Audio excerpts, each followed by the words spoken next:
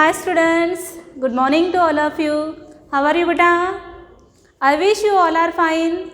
तो आज के क्लास में हम कोई एक अलग चैप्टर स्टार्ट कर रहे हैं जो कि रिलेटेड है हमारी हेल्थ से। तो हेल्थ इज़ वेल्थ है ना, ऐसा बोला जाता है। हमें हमारी हेल्थ की बहुत केयर लेनी पड़ती है, जिसके लिए आप क्या करते हो, क्या क्या करते हो आप आपकी हेल्थ अच्छी रखने के लिए। तो जो भी आप कुछ आपकी हेल्थ के लिए करते हो, इसके अलावा हम कौन कौन से ऐसे उपाय होते हैं जिससे हम हमारी हेल्थ अच्छी रख सकते हैं।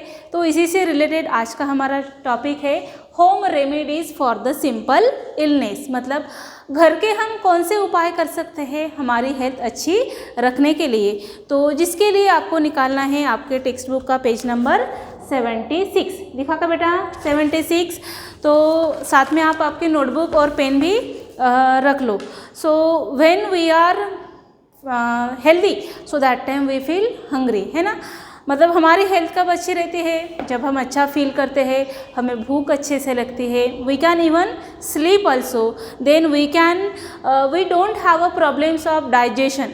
हमारे मतलब जो भी हेल्थ से रिलेटेड प्रॉब्लम है, ऐसे कोई प्रॉब्लम भी नहीं रहते। We can also feel refresh. But some of time कभी कभी क्या होता है कि हेल्थ के प्रॉब्लम्स हो जाता है ना, छोटी छोटी रीजंस की वजह से हमें हॉस्पिटल्स जाना पड़ता है, डॉक्टर्स के पास जाना पड़ता है। आप गए हो क्या बेटा, डॉक्टर के पास गए होंगे, है ना।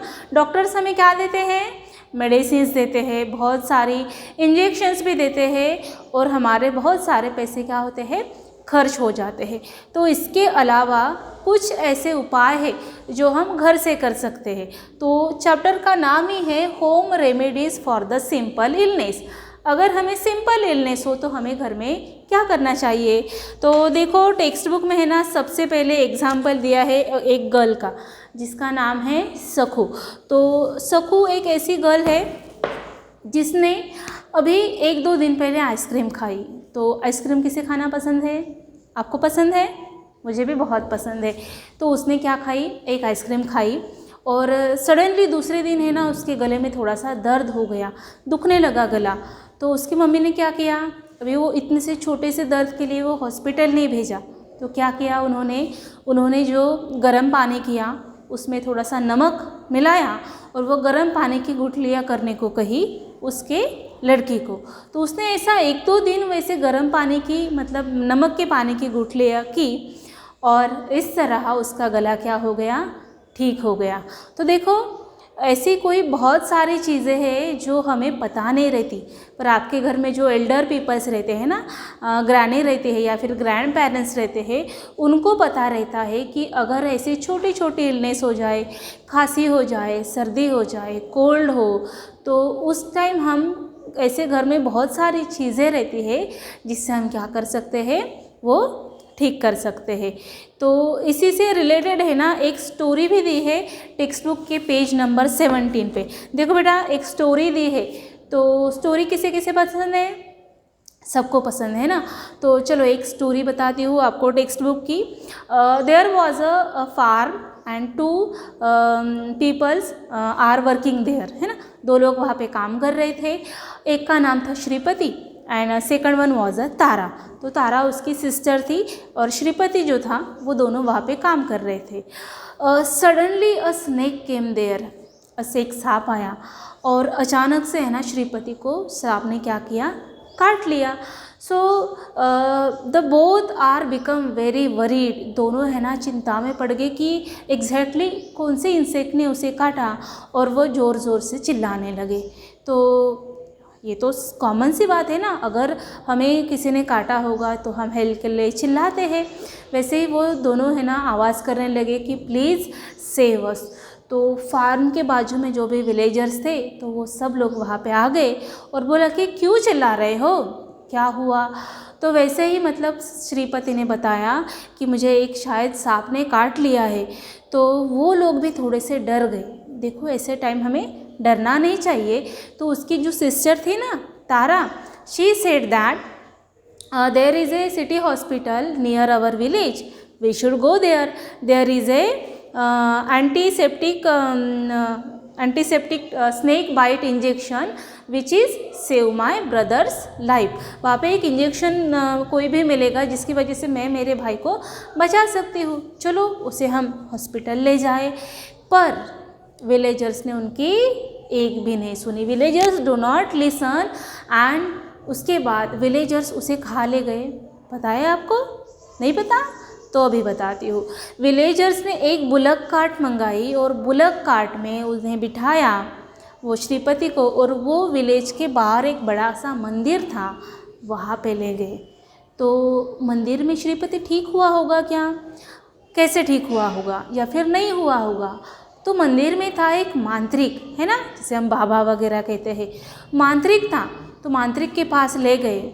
मांत्रिक ने वो जो नीम के पत्ते थे वो बिछा दिए और उसको श्रीपति को लिटा दिया। तो उसने उसके बाद कुछ मंत्रों का जाप करना शुरू कर दिया। ही वॉज चैंटिंग सम मंत्र and after half an hour, आधे घंटे के बाद वगैरह, that Shripati felt very well, उसको अच्छा लगने लगा। So the villager say that, इसका पूरा क्रेडिट किसको गया? दैट मंत्रिक। बट व्हाट मीन्स आप क्या सोचते हो कि क्या मांत्रिक के मंत्र की वजह से वो ठीक हुआ होगा क्या? बिल्कुल नहीं। बिकॉज जो भी स्नेक ने श्रीपति को काटा था वो बिन विषारी सांप था, उसके अंदर जहर नहीं था, इसी वजह से वो ठीक हुआ होगा। अगर उसे कोई जहरीले सांप ने काटा होता तो फिर उसका बचना थोड़ा सा पॉसिबल, मतलब इम्पॉसिबल था।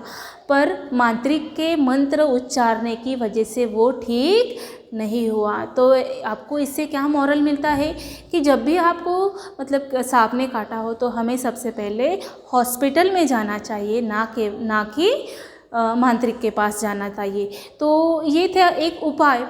ऐसे ही हमारे घर में ऐसे बहुत सारे उपाय रहते हैं। हमें कभी खांसी हो या फिर कफ हो, कुछ भी हो, तो घर के उपाय हमें करके देखने चाहिए जिसकी वजह से हम अच्छे हो सकते हैं। तो देखो बेटा, यहाँ पे कुछ है ना उपाय दिए हैं।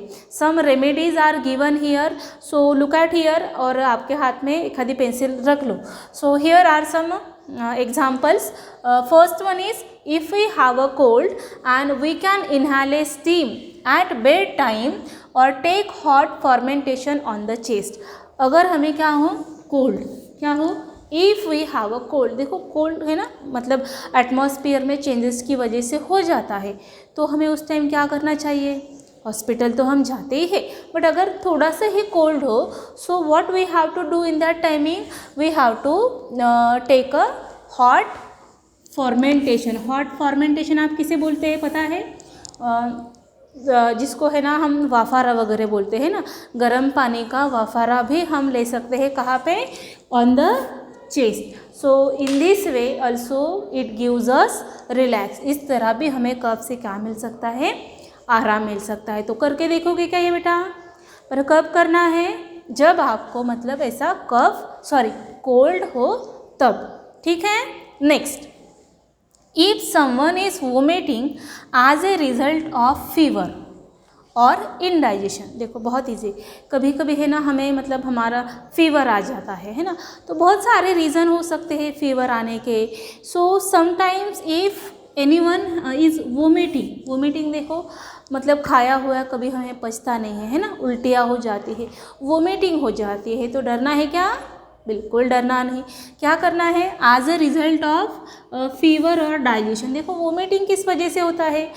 हम बहुत तरह का अलग अलग खाना खा लेते हैं, कभी कभी अच्छे से खाते नहीं हैं, जल्दी जल्दी खा लेते हैं, या फिर कोई रात का खाना हो, 1-2 दिन का खाना हो, तो ऐसा होने की वजह से क्या हो सकते हैं? Vomiting. So what you have to do in that timing? It is better not to exist him और हर।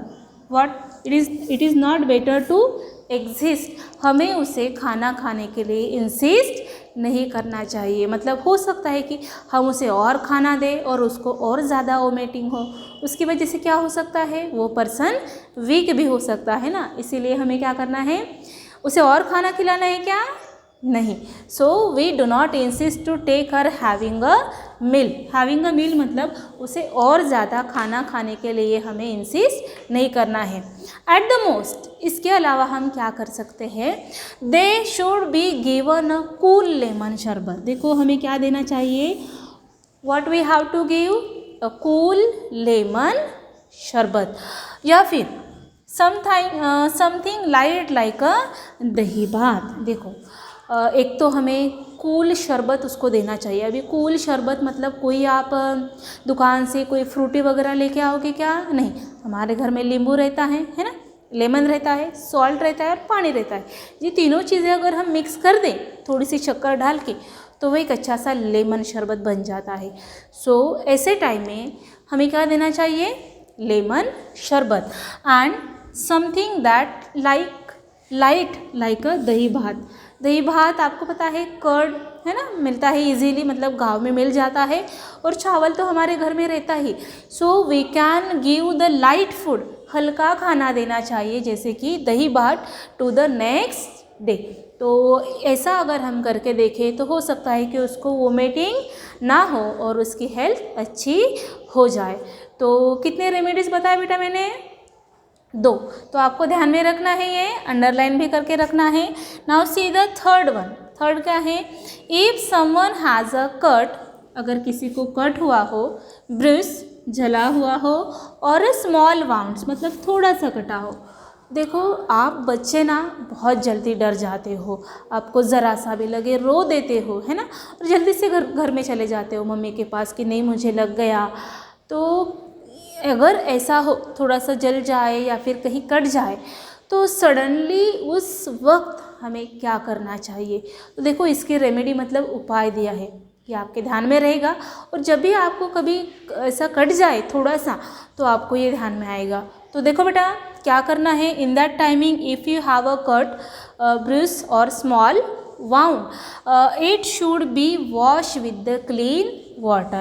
First of all we have to wash with the clean water. सबसे पहले हमें किससे धोना है, वो वाटर, बट वो पानी कैसा होना चाहिए, it should B clean. Next make it dry. चलो पानी से हमने धो लिया है ना अच्छी तरह से, उसके बाद उसे सुखाना है। सुखाना है मतलब ऐसे धूप में खड़े रहना है क्या, नहीं, कोई एक अच्छे कपड़े से हमें उसे सुखाना है। और टिंचर ऑफ आयोडीन में बी अप्लाइड। और टिंचर, आयोडीन मतलब सॉल्ट जिसे बोलते हैं ना, पर बहुत सारा अगर डाल दोगे तो वो जलेगा है ना, मतलब जल ऐसा जल हो जाएगा। तो इसके लिए आपको क्या करना है, टिंचर ऑफ इट, थोड़ा सा नमक है ना, आपको उसके ऊपर अप्लाई करना है। Then it should be covered with the clean cotton and bandage. जहाँ पे भी आपको थोड़ा सा कटा हुआ हो, आपको उसको धोना है, क्लीन करना है, कॉटन के अच्छे से कपड़े से आपको उसको ड्राई करना है। Then you have to apply the tincture of iodine and at last covered with the clean cotton bandage. देखो बैंडेज तो मेडिकल में मिलता है, अगर वो आपके घर में ना हो so you can use the some another clothes है ना, कॉटन के हैंडकरचीफ वगैरह रहती है, तो उससे आप अच्छे से उसको क्या करो, बैंडेज करो। अगर आप ऐसा करोगे सो इन दिस वे आपका वाउंड या फिर जो कटा हुआ है तो वो क्या होगा, अच्छा हो जाएगा। तो कितने रेमेडीज़ पढ़े हमने, 1, 2 एंड 3।